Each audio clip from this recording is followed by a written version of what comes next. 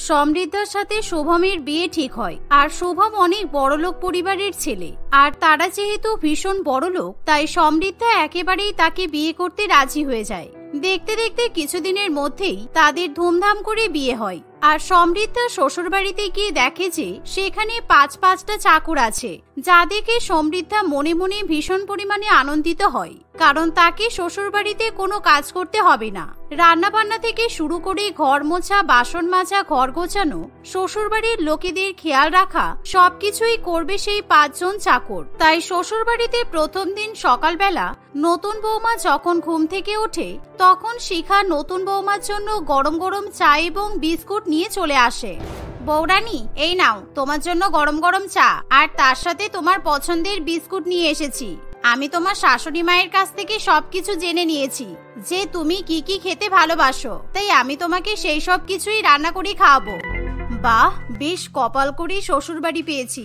অন্যান্য নতুন বৌদির সকালবেলা ঘুম থেকে উঠেই সবার জন্য চা বানাতে হয়, আর এখানে আমি ঘুম থেকে উঠছি, আমার চাকরানি আমার জন্য চা নিয়ে চলে আসছে। দারুণ ব্যাপার।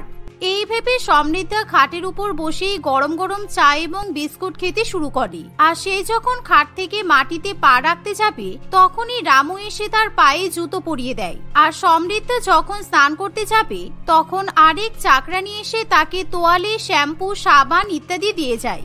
আর এভাবে এত রকমের সেবা যত্ন পাওয়ার ফলে সমৃদ্ধা আনন্দে আকাশে উঠতে শুরু করে। দেখতে দেখতে কিছুক্ষণ কাটে, আর সমৃদ্ধা ফ্রেশ হয়ে তার শাশুড়ি মায়ের কাছে চলে যায়। বৌমা, নিয়ম অনুযায়ী তোমাকে কিন্তু আজকে আমাদের সবার জন্য কিছু না কিছু রান্না করতে হবে। কেন মা? আমাদের বাড়িতে 5টা চাকর থাকতে আমি আবার কেন রান্না বান্না করতে যাব? ওদেরকে যখন মাহিনা দিয়ে রেখেছেন, তাহলে ওরাই সব কাজবাজ করুক, আমি কেন করতে যাব? ধীরে কথা বলো বৌমা, ওরা শুনতে পেলে খারাপ ভাববে। কারণ শুভম যখন অনেক ছোট, তখন থেকেই ওরা 5 জন আমাদের বাড়িতে আছে, সুতরাং আমরা ওদেরকে চাকরের মতো দেখি না। ওরা আমাদের পরিবারের সদস্য। আর হ্যাঁ, তুমি রান্নাঘরে যাও, ওরা 5 জনে তোমাকে রান্না করতে সাহায্য করবে। চাকরদের নিয়ে এত আদিক্ষেতা মোটেই কিন্তু ভালো লাগে না। এই বলে সমৃদ্ধা রান্নাঘরে যায়, আর সেখানে 5 জন চাকর বাকর আগে থেকেই উপস্থিত থাকে। এমনকি ইতিমধ্যে তারা নিজেদের মতো করে রান্না বান্না শুরু করে দেয়। বৌরানী, আজকে আমরা গরম গরম মাংসের ঝোল, ভাত আর তার সাথে পায়েস রান্না করছি। তুমি আমাদের পাশে দাঁড়িয়ে থাকো। তারপর যখন রান্না শেষ হয়ে যাবে, তখন একটু খুন্তি নাড়িয়ে দিও, তাহলেই নিয়ম পালন করা হয়ে যাবে। আর এই গরমের মধ্যে তোমাকে সারাক্ষণ রান্নাঘরে রান্না করতে হবে না। হ্যাঁ অবশ্যই, আমি তো তাই করব। তোমরা থাকতে আমার চিন্তা কিসের?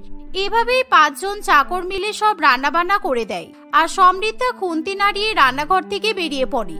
আর কিছুক্ষণ পর সবাইকে খাবার দেওয়ার সময় সেই 5 জন চাকর বাকর সবাইকে খাবার পরিবেশন করে। এই না, তোমরা এরকম নোংরা হাতে সবার পাতে খাবার দিও না। তোমরা সকাল থেকে জামা কাপড় ধোয়াধুয়ি করছো, ঘরবাড়ি পরিষ্কার করছো, সুতরাং তোমাদের জামা কাপড় খুব নোংরা হয়ে গেছে। তাই তোমরা সরে দাঁড়াও, আমি সবাইকে খেতে দিচ্ছি। না না বৌরানী, তুমি আবার কষ্ট করবে কেন? আমাদের সবার জামা কাপড় যথেষ্ট পরিষ্কার, তাই তুমি টেবিলে আরাম করে বসো, আমরা সবাইকে খেতে দিয়ে দিচ্ছি। পার্থ এই কথা বললে সমৃদ্ধা কোনো কথা শুনতে চায় না। সে 5 জন চাকরকে কোনায় দাঁড় করিয়ে রাখে আর নিজেই সবাইকে খাবার পরিবেশন করে। কিন্তু নতুন বৌমার এরকম ব্যবহার দেখে তার পরিবারের লোকজন খুবই অখুশি হয়। কি ব্যাপার শিখা মাছি আর কমলা মাছি, তোমরা খাবে না? তোমরা তো প্রত্যেকদিন আমাদের সাথে একসাথে একই টেবিলে বসে খাওয়া দাওয়া করো, কিন্তু এখন দাঁড়িয়ে আছো কেন? তোমাদের তো এমনিতেই বয়স হয়ে গেছে, আর দেরি করে খেলে শরীর খারাপ হবে। তাই আমাদের সাথে খেতে বসে পড়ো, আর এরপরে রামু কাকা, পার্থ কাকা আর বিল্টু কাকা খেয়ে নেবে। না না বাবা, তোমরা খেয়ে নাও। তোমাদের সাথে একই টেবিলে বসে খাওয়া দাওয়া করা মোটেই ঠিক না। কে পছন্দ করলো না আমরা জানি না, তোরা দুজনে আমাদের সঙ্গে একসাথে বসেই খাওয়া দাওয়া করবি। বসে পড়। রচনা দেবী এবং রাহুল যখন তাদেরকে জোর করতে শুরু করে, তখন সমৃদ্ধা ভীষণই রেগে যায়। কারণ সে চাকরদের ওরকম একই টেবিলে একসঙ্গে বসে খাওয়া দাওয়া পছন্দ করতে পারে না।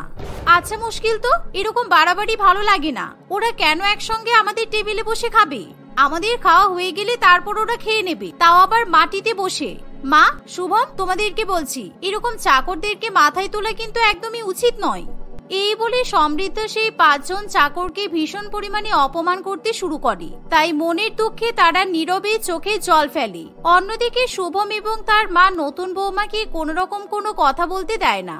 আর যখন তাদের খাওয়া দাওয়া হয়ে যায় তখন সমৃদ্ধা ইচ্ছা করে বিভিন্ন ধরনের এঁটো কাটা মিশিয়ে সেই 5 জন চাকরকে খাবার খেতে দেয়। আর এরকম বাজে খাবার তারা কিছুতেই খেতে পারে না। এভাবেই দেখতে দেখতে কিছুদিন কাটে। একদিন, এই পার্থ, আমার শাড়ি জামা কাপড় সব ছাদে গিয়ে মেলে দাও। আর রামু, তোমার দাদাবাবু একটু পরেই সাদা শার্ট আর কালো প্যান্ট পরে অফিসে যাবে, তাই তুমি এগুলো প্রেস করে রাখো। আর হ্যাঁ শিখা, তুমি যে কালকে ছুটির কথা বলছিলে, তোমাকে ছুটি দেওয়া যাবে না। কিন্তু বৌরানী, কালকে আমার নাতনির জন্মদিন, তাই আমার কালকের দিনটা ছুটি লাগবে। দয়া করে তুমি এরকম করো না। আমাকে রচনা দিদি বলল যে আমি ছুটি নিতে পারি। আমার শাশুড়ি মা বলেছে বলে তোমাকে আমি ছুটি দেব না, কারণ তুমি যদি ছুটি নাও তাহলে কে রান্না বান্না করবে? হ্যাঁ, আমার কমলার সঙ্গে কথা হয়ে গেছে, কালকের দিনটা ও রান্না বান্না সামলে নেবে। তোমার এত বড় সাহস, তুমি বাড়ির চাকরানি হয়ে ঠিক করে দেবে যে কালকে কে রান্না করবে? আমি ওর হাতে রান্না খেতে পারি না, কারণ ও রান্নাই খুব নুন দেয়। তাছাড়া কালকে কমলা আমার চুলে রং করে দেবে, সেই সাথে আমার হাত পাও পরিষ্কার করে দেবে। তাই তোমার ছুটি নেওয়া ক্যান্সেল, তোমাকেই কালকে রান্না বান্না করতে হবে, বুঝলে? এভাবে সমৃদ্ধা বাড়ির কাজের লোকেদের সঙ্গে ভীষণই অপমানজনক ব্যবহার করতে শুরু করে। আর ঠিক এমন সময় শুভম ঘরে আসে। কি ব্যাপার সমৃদ্ধা, তোমার কি কোনো শিক্ষা দীক্ষা নেই নাকি? ওনারা আমাদের বাড়ির চাকর হলে ওনারা কিন্তু আমাদের গুরুজন, আর তুমি ওনাদেরকে নাম ধরে ডাকছো। আজ পর্যন্ত আমি সবাইকে মাসি আর কাকা বলে ডেকে এসেছি, আর আমার মা আমাকে ছোটবেলা থেকে তাই শিখিয়েছে। তাই প্লিজ তুমি ওনাদেরকে সম্মান দিতে শেখো। হ্যাঁ, এত বেশি সম্মান দিয়েছো বলেই তো 5 জন একেবারে মাথায় উঠে নাচছে। এতই যখন সম্মান দিচ্ছ, তাহলে ওরা ফ্রিতে কাজ করে না কেন? প্রত্যেক মাসের শেষে মোটা টাকা গুনে বাড়িতে নিয়ে যায়, তার আবার সম্মান? উফ, প্লিজ তুমি এবার একটু চুপ করো। শুভম এই কথা বললে সমৃদ্ধা কোনো কথা শুনতে চায় না। সে কথায় কথায় কাজের লোকেদের ভীষণই অপমান করে, আর সেই সাথে সমৃদ্ধা তাদেরকে সারাদিন একেবারে গাধার মতো কাজ করায়। তাই 5 জনই একটুও বিশ্রাম নিতে পারে না। মাঝে মাঝে এমন হয় যে নতুন বৌমা পালঙ্কের উপর শুয়ে থাকে, আর রামু, পার্থ এবং বিল্টু নতুন বৌমার পা টিপে দেয়। অন্যদিকে শিখা নতুন বৌমার মাথা এবং ঘাড় মাসাজ করে দেয়। আবার মাঝে মধ্যে কমলা নতুন বৌমাকে নিজে হাতে খাইয়ে দেয়। সমৃদ্ধা নিজের কোনো কাজ একা একা করতেই চায় না। একদিন, মাসি, আমার না শরীরটা খুব খারাপ লাগছে গো, আসলে কাজের এত চাপ তো, তাই আমাকে একটু মাথা ব্যথার ওষুধ নিয়ে এসে দেবে? শিখা এবং কমলা তাড়াতাড়ি করে শুভমের জন্য মাথা ব্যথার ওষুধ নিয়ে এসে দেয়। অন্যদিকে বাদবাকি 3 জন কাজের লোক শুভমের জন্য খাবার দাবার এবং জল নিয়ে আসে। এমন সময় শুভম তাদেরকে সারপ্রাইজ দেবে বলে নিজের ব্যাগ থেকে 2টো দামি দামি শাড়ি বার করে। অন্যদিকে রামু, বিল্টু এবং পার্থর জন্য 3টে দামি দামি পাঞ্জাবি ব্যাগ থেকে বার করে। এই দেখো মাসি, আমি তোমাদের জন্য আর কাকাদের জন্য নতুন নতুন শাড়ি আর পাঞ্জাবি নিয়ে এসেছি। আর তোমাদের মনে আছে, আজকে তোমরা 5 জন আমাদের বাড়িতে প্রথম কাজ করতে এসেছিলে, আর তখন আমি অনেক ছোট ছিলাম। আর তোমরা আসার পর থেকে আমাদের সংসারে অনেক উন্নতি হয়েছে, তাই তোমাদের জন্যই এই সামান্য উপহার। অতগুলো ভালো ভালো শাড়ি এবং পাঞ্জাবি দেখে 5 জন কাজের লোক ভীষণই খুশি হয়, কিন্তু তারা প্রথমে সেই উপহারগুলো গ্রহণ করতে চায় না। কিন্তু শুভম জোর করে তাদেরকে শাড়ি এবং পাঞ্জাবিগুলো দিয়ে দেয়। কিন্তু ঠিক তখনই সেখানে সমৃদ্ধা চলে আসে। কি ব্যাপার, তোমরা 5 জন দেখছি ভালোই আছো, সেই কখন থেকে ডাকছি সাড়া দিচ্ছ না কেন? এখন বুঝতে পারলাম, এই বাড়ির মালিকের কাছ থেকে জিনিসপত্র বাগিয়ে নেওয়া হচ্ছে, তাই তো? না বৌরানী, তুমি আমাদের ভুল ভাবছো। আসলে আজকে আমরা প্রথমেই বাড়িতে কাজ করতে এসেছিলাম, তাই শুভম আমাদেরকে উপহার দিচ্ছে। চুপ করো, একদম মিথ্যা কথা বলবে না। আর শুভম, তোমাকে আমি কবে থেকে বলছি যে আমি তোমার সঙ্গে একটু শপিং করতে যাব, কারণ আমার কিছু জিনিসপত্রের দরকার আছে, কিন্তু তোমার সেই বেলায় একদম হাতে সময় থাকে না। আর আজকে তুমি এদের জন্য উপহার নিয়ে চলে আসলে, খুব ভালো। মানে বাড়ির বউয়ের থেকে বাড়ির চাকরদের দাম বেশি, তাই তো? দেখো, আমার তোমার সাথে একদম তর্ক করতে ইচ্ছা করছে না, কারণ এমনিতেই আমার মাথা ব্যথা করছে। তাই তুমি প্লিজ চুপ করে থাকো, আর আমার যাকে ইচ্ছা হয় আমি তাকেই উপহার দেবো, বুঝেছো? এই বলে শুভম ঘরে গিয়ে বিশ্রাম নেয়। অন্যদিকে বদমাইশ সমৃদ্ধা কাজের লোকেদের কাছ থেকে শাড়ি এবং পাঞ্জাবিগুলো কেড়ে নেয়, আর তাদেরকে বিশ্রী ভাষায় গালিগালাজ করতে থাকে, যার ফলে সেই কাজের লোকেরা কাঁদতে কাঁদতে সেখান থেকে চলে যায়। এভাবে আরো কিছুদিন কাটে। একদিন, রচনা দিদিমণি, আজকে আমার ছেলের শরীর খুব খারাপ, ওকে ডাক্তার দেখাতে নিয়ে যাব। তাই আপনি যদি 1000 টাকা ধার দিতেন খুব ভালো হতো, আর তারপর ওই টাকাটা আপনি আমার মাসের মাইনা থেকে কেটে নেবেন। চিচি বিল্টু, তুমি এই কথা বলছো কেন? তোমার ছেলে তো আমার ছেলের মতো। তুমি এই 2000 টাকা নিয়ে যাও, আর হ্যাঁ, এই টাকাটা ফেরত দিতে হবে না। এই বলে রচনা দেবী যখন বিল্টুর হাতে টাকা দেবে তখন সমৃদ্ধা এসে সেই টাকা কেড়ে নেয়। মা, এত সহজে ওকে টাকা দেওয়া যাবে না। এই দেখুন বিল্টু কি করেছে, বদমাইশ চাকর একটা। আমি সেই কখন আমার দামি শাড়িগুলোকে ছাদ থেকে তুলে নিয়ে আসতে বলেছিলাম, কিন্তু ও ভুলেই গেছে। আর রোদের মধ্যে পড়ে থাকার ফলে প্রত্যেকটা শাড়ির রং কিন্তু চটে গেছে। সমৃদ্ধা এমন সময় তার রং চটে যাওয়া দামি দামি শাড়ি বিল্টুর মুখে ছুঁড়ে মারে। বৌরানী, আমার তো বয়স হচ্ছে, তাই আমি কিছু কিছু কাজ করতে ভুলে যাই। আর তাছাড়া সকাল থেকে অনেক কাজ করেই তো ফেলেছি, তাই তোমার শাড়িগুলো তুলে নিয়ে আসার কথা আমার মনে ছিল না। তুমি দয়া করে কিছু মনে করো না। টাকা চাওয়ার ব্যাপারটা তো ভুলে গেলে না বুড়ো? শুধু তোমাদের 5 জনের কাজ করার বেলায় গাফিলতি, তাই তো? 2000 টাকা তো দূরের কথা, তোমার মাহিনা থেকে আমি আমার শাড়ির দামগুলো কেটে নেব। আর হ্যাঁ, তুমি এখনই এই বাড়ি থেকে বেরিয়ে যাও, কারণ তোমার এমনিতেই বয়স হয়ে গেছে, সুতরাং তোমাকে আর কাজে রাখা যাবে না। এই বলে সমৃদ্ধা বিল্টুকে ঘাড় ধাক্কা দিয়ে বাড়ি থেকে বের করে দেয়। তুমি কি করছোটা কি নতুন বৌমা? উনি 30 বছর ধরে আমার বাড়িতে কাজ করেন। আর ছোটবেলায় শুভমকে কোলে পিঠে মানুষ করেছে, তাই শুভম যদি বাড়িতে এসে এই ব্যাপারটা শোনে তাহলে কিন্তু ও খুব রেগে যাবে। তুমি ওনাকে দয়া করে তাড়িয়ে দিও না। বৌরানী, তুমি এরকম আচরণ করো না, ওনার এমনিতেই শরীর খারাপ। আর এই বুড়ো বয়সে উনি কোথায় কাজ পাবেন বলো তো? এই শোনো, বেশি ফটং ফটং কথা বলবে না। তোমাদেরকেও এই বাড়ি থেকে ঘাড় ধাক্কা দিয়ে আমি বার করে দিচ্ছি, কারণ তোমাদের 5 জনের এমনিতেই অনেক বয়স হয়ে গেছে। আর তোমরা কেউই ঠিকঠাক করে কাজ করতে পারছো না। রান্না বান্না দেরি করে করছো, জামা কাপড়ের সার্ফে জল লেগে থাকছে, আর যা বলছি তোমরা সবই ভুলে যাচ্ছ। তাই তোমাদেরকে টাকা দিয়ে পুষে কোনো লাভ নেই। আমি যদি এখন টাকা ছড়াই তাহলে অনেক ভালো ভালো কাজের লোক পেয়ে যাব।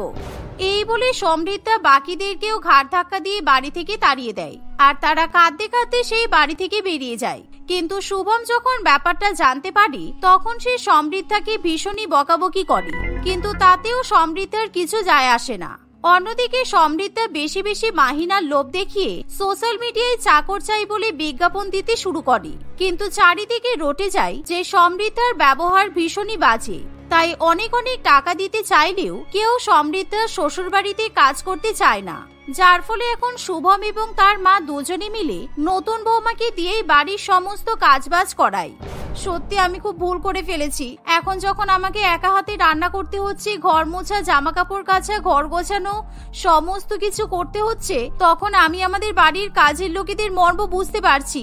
ওরা 5 জন ছিল বলে আমাকে কিছুই করতে হতো না। আমি কত ভালো ছিলাম, সত্যি ওরা আমাকে খুব ভালোবাসতো। আমি ওদেরকে তাড়িয়ে দিয়ে খুব ভুল করেছি। এভাবে সমৃদ্ধা কাজের ঠেলায় পড়ে সেই 5 জন কাজের লোকের গুরুত্ব বুঝতে পারে। এমনকি সে তাদের কাছে গিয়ে ক্ষমা চায়, আর তারাও সমৃদ্ধাকে ক্ষমা করে দেয়। আর পরের দিন সমৃদ্ধা আবার তাদেরকে নিজেদের বাড়িতে ফিরিয়ে নিয়ে আসে। সে সবসময় তাদের সঙ্গে বাড়ির সদস্যদের মতোই ব্যবহার করে থাকে। মৌমিতা তার বাবা মায়ের সঙ্গে একটি গ্রামে থাকতো। তাদের গ্রামে মৌমিতার একটি বিরিয়ানির দোকান ছিল। সেখানে প্রত্যেকদিন কত কত নতুন নতুন গ্রাহক আসে। তারা সবাই মৌমিতার হাতে বানানো বিরিয়ানি খেয়ে তাকে অনেক বাহবা দেয়। এইভাবে মৌমিতার দিন বেশ ভালোই কাটতে থাকে। একদিন মৌমিতা তার দোকানে বিরিয়ানি বিক্রি করছে, এমন সময় সেখানে 12-13 বছরের একটি মেয়ে বিরিয়ানি কিনতে আসে। আমাকে 1 প্যাকেট বিরিয়ানি দাও তো আন্টি, একটা বড় দেখে চিকেনের পিস দেবে। আমি চিকেন খেতে খুব ভালোবাসি। এই বিরিয়ানিটা কি তুমি একাই রান্না করো? হ্যাঁ বাবা, সবটা আমিই রান্না করি। কেন বলো তো, হঠাৎ এমন অদ্ভুত প্রশ্ন কেন করলে তুমি? আমি এমনি জিজ্ঞাসা করলাম। আমার মা তো ছোট্ট একটা হাঁড়িতে ভাত রান্না করে, তাতেই শুধু বলে কত কাজ আর কত কাজ। তুমি এত বড় হাঁড়িতে এত জনের জন্য রান্না করো, তোমার খাটনি হয় না? মাকে এরকম করে বলতে নেই বাবা। মায়ের কি শুধু একটাই কাজ থাকে? মা তো অনেক কিছু করে। একটু যদি হাঁপিয়ে যায় তার জন্য কেউ এরকম করে বলে? আচ্ছা এবার তুমি এসো, বিরিয়ানিটা নিয়ে যাও। এই বলে মৌমিতা বাচ্চা মেয়েটিকে ডেকে 1 প্যাকেট চিকেন বিরিয়ানি তার হাতে তুলে দেয়। মেয়েটিও খুব আনন্দে নিজের বাড়িতে ফিরে যায়। কিছুক্ষণ পরে একজন 16-17 বছরের বয়সী একটি ছেলে হাতে একটি প্যাকেট নিয়ে মৌমিতার দোকানের সামনে আসে। ছেলেটির হাতে মৌমিতার দোকানের বিরিয়ানির প্যাকেট দেখে সে খুবই অবাক হয়। ছেলেটা দোকানের কাছে আসতেই মৌমিতা বুঝতে পারে যে সে বেশ রেগে আছে। ছেলেটি এসেই মৌমিতাকে জিজ্ঞাসা করে ওই বিরিয়ানির প্যাকেটটি তার দোকানের কিনা। হ্যাঁ, এটা তো আমার দোকানেরই বিরিয়ানির প্যাকেট, কিন্তু সমস্যাটা কি হয়েছে একটু বলবে? তুমি হঠাৎ করে এভাবে দোকানে এসে চিৎকার চেঁচামেচি করছো কেন? চিৎকার চেঁচামেচি করবো না তো কি করবো? একটু আগে বোন এই দোকান থেকেই বিরিয়ানি নিয়ে গেছে। আশা করি আপনাকে বলেও ছিল যে একটা বড় মাংসের পিস দিতে। কি বলেছিল তো? হ্যাঁ বলেছিল, আমি তো তাই দিয়েছিলাম। ওর সামনেই তো আমি বিরিয়ানিটা প্যাক করলাম। কেন বলো তো, কিছু সমস্যা হয়েছে? সমস্যা হয়েছে বলেই তো এতদূর ছুটতে ছুটতে আসতে হলো। আপনি তো বিরিয়ানিতে মাংস দেননি, ছোট বাচ্চাকে আনতে পাঠিয়েছি বলে ভেবে মাংস ছাড়া বিরিয়ানি দিয়ে তাকে ঠকিয়ে দেবেন? এখানে এসে যা বুঝতে পারছি আপনার দোকানের বেশ ভালোই নাম আছে, তারপরেও আপনি এসব কাজ করছেন কেন? এরকম ভুল আমার কখনো হয় না। যত ভিড় আর যত লোকজনই আমার আশেপাশে থাকুক না কেন, কোনো কাস্টমারকে কোনো জিনিস দিতে আমি কখনো ভুল করি না। তুমি তোমার বোনকে জিজ্ঞাসা করো ও চিকেনের পিসটা কি করেছে। আরে ম্যাডাম, নিজের দোষটা স্বীকার করে নিন না যে আপনি মাংস ছাড়া বিরিয়ানি দিয়ে আমার বোনকে ঠকিয়েছেন। শুধু শুধু নিজের ভুল ঢাকার জন্য একটা 10 বছরের মেয়েকে এইভাবে অপবাদ দিতে আপনার খারাপ লাগছে না? তাহলে বোধহয় বাচ্চা মেয়েটার সাথে কথা বলতে বলতে আমি ভুল করে ওকে মাংসের পিসটা দিতে ভুলে গেছি। ইস, কি অবস্থা! আমার এক গাফিলতির কথা কত লোকে শুনলো। কি হলো, চুপ করে আছেন কেন? কথা বললে কথার উত্তর দিতে পারেন না? আমি বুঝতে পেরেছি আমারই ভুল হয়েছে। আসলে তখন তোমার বোন এত গল্প করতে ব্যস্ত ছিল যে ঠিকভাবে হয়তো দেখে বিরিয়ানিটা প্যাক করতে পারিনি। তুমি কিছু মনে করো না, আমি তোমাকে মাংসের পিসটা দিয়ে দিচ্ছি। এই বলে মৌমিতা আরো একটা বড় চিকেনের পিস বিপ্লবের বিরিয়ানির বাক্সে দিয়ে দেয়। বিপ্লব আর কোনো কথা না বাড়িয়ে সেখান থেকে চলে আসে। সারাদিন ব্যবসা করে অনেক অনেক টাকার বিরিয়ানি বিক্রি করেও মৌমিতার মাথা থেকে একটা জিনিস কিছুতেই যেতে চায় না, যে কিভাবে সে মাংস ছাড়া বিরিয়ানি দেওয়ার মতো ভুল কাজ করতে পারলো। মৌমিতা কোনো একটা ব্যাপার নিয়ে খুব চিন্তিত দেখে মৌমিতার বাবা অম্লান বাবু মৌমিতার কাছে জানতে চায় তার কি হয়েছে। আমি এখানে বিরিয়ানি করছি প্রায় 5 বছর হতে চললো, তাই না বাবা? আজ পর্যন্ত এমন কখনো হয়েছে যে আমি কোনো কাস্টমারকে ভুল জিনিস দিয়েছি কিংবা ঠকানোর চেষ্টা করেছি? কখনো না। আর তুই ভবিষ্যতে যে এমন করে কিছু করবি না তা নিয়েও আমার যথেষ্ট বিশ্বাস আছে, কিন্তু আজ হঠাৎ এই প্রশ্ন করলি যে? আজকে দোকানে একজন এসে বলল আমি নাকি তার বোনকে ঠকিয়ে তাকে মাংস ছাড়া বিরিয়ানি দিয়েছি। আমি তো প্রথমে কিছুতেই বিশ্বাস করতে পারছিলাম না, কিন্তু ছেলেটা সমানে জেদ করে গেল যে তার বোন মাংস ছাড়া বিরিয়ানি বাড়িতে নিয়ে গেছে। এসব ছোটখাটো জিনিসকে মাথায় রেখে নিজের মন খারাপ করিস না। মানুষ মাত্রই তো ভুল হয়, তাই তোরও হয়েছে। ব্যাস, এবার ভুলে যাও সব, আর এসব নিয়ে ভাবতে হবে না। অম্লান বাবুর কথা শুনে মৌমিতার একটু হলেও ভালো লাগে। সে সমস্ত কথা ভুলে গিয়ে আবার নিজের দোকানে কাজে মন দেয়। দেখতে দেখতে বেশ কয়েকদিন কাটে। একদিন মৌমিতা দোকানে বসে আছে, এমন সময় সেই বাচ্চা মেয়েটি আবার সেখানে আসে। সেদিন দোকানে বেশি লোকজনও ছিল না, তাই বাচ্চাটি সেখানে আসতেই মৌমিতা তাকে আবার প্রশ্ন করে যে সেদিন মাংসের পিসটা সে কি করেছিল। কিন্তু মেয়েটা কোনো রকম সঠিক উত্তর দিতেই চায় না। মৌমিতাও খুব রেগে যায়, তাই সে আর কোনো কথা বাড়ায় না। তুমি আমার উপর রাগ করেছো দিদি? আমি সত্যি বলছি, সেদিন তুমি মাংস ছাড়াই বিরিয়ানি দিয়েছিলে। আমি মাংসটা নিয়ে কিচ্ছু করিনি। আমি সত্যি বলছি, তুমি আমার কথা বিশ্বাস করো। আচ্ছা ঠিক আছে, এখন তুমি কি নিতে এসেছো সেটা বলো। আজকে কিন্তু একদম মন দিয়ে দেখেই আমি মাংস দেব। আজ কিন্তু বাড়ি গিয়ে বলতে পারবে না যে আমি তোমাকে মাংস ছাড়া বিরিয়ানি দিয়েছি। আজকে চিকেন নয়, আজকে মটন বিরিয়ানি নেব। আগের দিন দাদাকে যেমন বড় একটা চিকেনের পিস দিয়েছিলে, ওরকমই একটা বড় দেখে মটনের পিস দেবে, ঠিক আছে? আমি সত্যি বলছি, একদম সাবধানে আমি বিরিয়ানির প্যাকেটটা নিয়ে যাব। আর যদি তোমার দাদা এসে আমার সঙ্গে ঝামেলা করে, তাহলে কিন্তু আমি তোমাদের দুজনকে নিয়েই থানায় যাব, এই আমি বলে দিলাম। এই বলে মৌমিতা ভালো করে বিরিয়ানি প্যাক করে এবং তাতে একটা বড় দেখে মটনের পিস দিয়ে দেয়। চন্দনা খুবই আনন্দের সঙ্গে নাচতে নাচতে বিরিয়ানির প্যাকেটটা হাতে দোলাতে দোলাতে নিজের বাড়ির দিকে রওনা দেয়। সত্যি কথা বলতে মৌমিতা অপেক্ষা করে বসে থাকে যে কখন চন্দনার দাদা সেখানে বিরিয়ানির প্যাকেটটা নিয়ে আসবে আর চিৎকার করে বলবে যে আজকেও তার বোনকে মাংস ছাড়া বিরিয়ানি দেওয়া হয়েছে। কিছুক্ষণের মধ্যেই মৌমিতার ভাবনা সত্যি হয়ে যায়, আর সেই ছেলেটি মৌমিতার দোকানের বিরিয়ানির প্যাকেট হাতে নিয়েই সেখানে চলে আসে। আজও বিরিয়ানিতে মাংস নেই, এক্ষুনি আবার নতুন একটা মাংসের পিস দিতে হবে, তাই তো? হ্যাঁ, মানে থাকলে কি আমি এদের ইচ্ছা করে আসতাম? আপনি বলুন তো। সত্যি তো প্যাকেটের মধ্যে মাংস থাকছে না। আমার নিজের বোনকে আমি বিশ্বাস করি, সেই জন্যই খালি প্যাকেটটা নিয়ে আপনাকে দেখাতে আসি আর কি। কিন্তু আমি কিভাবে প্রমাণ করাবো যে আমি আজকেও বিরিয়ানির প্যাকেটে একটা বড় মাংসের পিস দিয়েছি? এভাবে পরপর 2 দিন তোমরা আমার থেকে ফ্রিতে মাংস নিয়ে যাচ্ছ। এবার কিন্তু এর একটা বিহিত হওয়া দরকার। ওসব বিহিত টিহিত পরে হবে, আমাকে আগে একটা মাংসের পিস দিন। আমার খুব খিদে পেয়েছে। প্রতিদিন একটু বিরিয়ানি খাওয়ার জন্য শুধুমাত্র আমাকে হেঁটে হেঁটে এত দূর আসতে হচ্ছে। আমার এইভাবে এত দূর আসতে মোটেও ভালো লাগে না। আজ তোমার বোনকে ডেকে নিয়ে এসো। এভাবে শুধু শুধু আমি আর মাংস নষ্ট করতে পারবো না। তোমার বোন এখানে আগে আসবে, আমি ওর সাথে কথা বলবো, তারপরেই তোমাকে মাংস দেওয়া হবে। আমার বাড়ি তো এখান থেকে অনেক দূরে, এখন আমি যাবো তারপরে আমার বোনকে নিয়ে আসবো? এসব করতে গেলে তো অনেক সময় চলে যাবে। তাড়াতাড়ি করে আমাকে মাংসটা দিন আর ছাড়ুন। আসলে মেয়েটি যখন মৌমিতার কাছ থেকে বিরিয়ানি কিনতে এসেছিল তখন মৌমিতার দোকানে একটা লোকও ছিল না, তাই মৌমিতা চেয়েও প্রমাণ করতে পারে না যে সে বিরিয়ানির সঙ্গে মাংস দিয়েছিল। তাই মৌমিতা কোনো কথা না বাড়িয়ে আবার বিপ্লবকে একটা নতুন মাংস দিয়ে দেয়। বিপ্লব আবার বিরিয়ানির প্যাকেটটা নিয়ে নিজের বাড়ির দিকে রওনা হয়, কিন্তু মৌমিতার মাথায় জেদ চেপে যায়। মৌমিতা বুঝে উঠতে পারে না সে কি করে এমন অদ্ভুত একটা সমস্যার সমাধান করবে। দোকানপাট গুছিয়ে মৌমিতা বাড়ি চলে আসে। তার মুখ চোখের অবস্থা দেখেই অম্লান বাবু বুঝতে পারে আবার নিশ্চয়ই কিছু একটা হয়েছে। জানো বাবা, ওরা আজকে আবার এসেছিল। আজকে তো আবার মটনের পিস নিয়ে গেছে। তুমি তো জানোই, বলো মটনের কত দাম। মাঝে মাঝে এসে এরকম ভাবে আমাকে আমার নামে মিথ্যা কথা বললে আমার কিভাবে ভালো লাগবে বলো? পরের দিন মেয়েটা যখন তোর থেকে বিরিয়ানি কিনতে আসবে তখন ওর পিছু নিস তো। বাচ্চা মানুষ রাস্তায় বিরিয়ানির প্যাকেটটা খোলে কিনা সেটা একটু লক্ষ্য করিস। আমার মনে হয় মেয়েটার পিছু নিলেই তোর সমস্যার সমাধান হবে। আমি দোকানপাট ছেড়ে কিভাবে কারোর পিছু নিয়ে দেখবো বলো তো? সে কোথায় যাচ্ছে, কি করছে? আর আমি দোকানপাট গুছিয়ে যদি ওর পিছু নিতে চাই তাহলে তো অনেক দেরি হয়ে যাবে। ওরা আজই তোর থেকে বিরিয়ানি নিতে এসেছিল তো, তাহলে নিশ্চয়ই এই 1-2 দিনের মধ্যে আসবে না। তুই নিশ্চিন্তে থাক, 2 দিন পর থেকে আমি তোর সাথে দোকানে বসবো। তারপর ওই মেয়েটা যেদিন আসবে তুই ওর পিছন পিছন যাবি, আর তখন আমি দোকান সামলাবো, কোনো অসুবিধা হবে না। এইভাবেই মৌমিতা আর অম্লান বাবু নিজেদের মধ্যে সেই বিষয়টি নিয়ে আলোচনা করে। কয়েকদিন পর থেকে অম্লান বাবু প্রত্যেকদিন মৌমিতার দোকানে গিয়ে বসতে শুরু করে। দেখতে দেখতে আরো কিছুদিন কাটে। আবার একদিন ওই মেয়েটি বিরিয়ানি কিনতে মৌমিতার দোকানে আসে।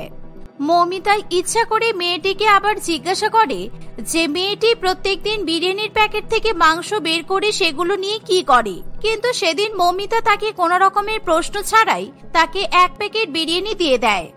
সাবধানে নিয়ে যাবে, আজকে যেন আবার দাদাকে আসতে না হয়। আমার কিন্তু প্রত্যেকদিন দোকানের সামনে ঝামেলা করতে ভালো লাগে না। তুমি তো একা একাই আমার দোকানে বিরিয়ানি কিনতে আসো, তাই তোমাকেই বলে দিচ্ছি।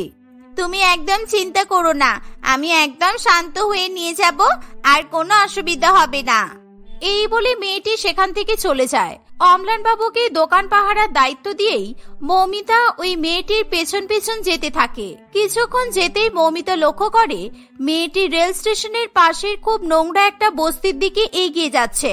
মৌমিতা ও মেয়েটির পেছন পেছন সেই বস্তির ভেতরে ঢুকে পড়ে।